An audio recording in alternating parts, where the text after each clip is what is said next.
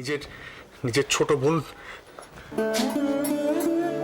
কাউকে কিচ্ছু না বলে দুম করে বাড়ি থেকে পালিয়ে গেল।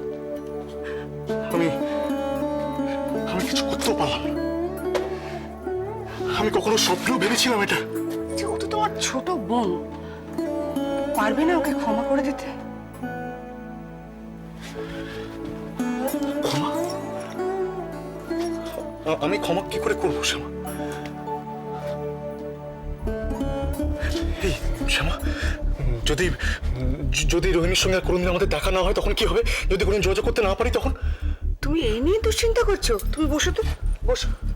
শুধু শুধু চিন্তা করছো, বসো তুমি। শুধু শুধু মানে? তিস্তা নীলের বাড়ির ঠিকানা জানি। হ্যাঁ, চলো মেয়েটাকে দেখে আসি।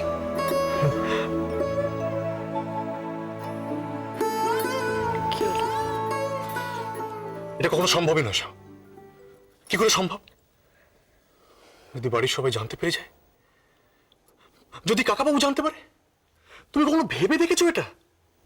ও তোমার বোন, আমাদের আপনজন। অজানা অচেনা জায়গায় একা একা আছে। আমাদের কে বলেছো ওকে একা যেতে? কাউকে কিছু বলার প্রয়োজন বোধ করলো না। তুমি জানতে? আমি আমি বিন্দু বিষয়কেও জানতাম না। আমি জানতাম দিদি। আমি রোহিণীদিকে পালাতে সাহায্য করেছি।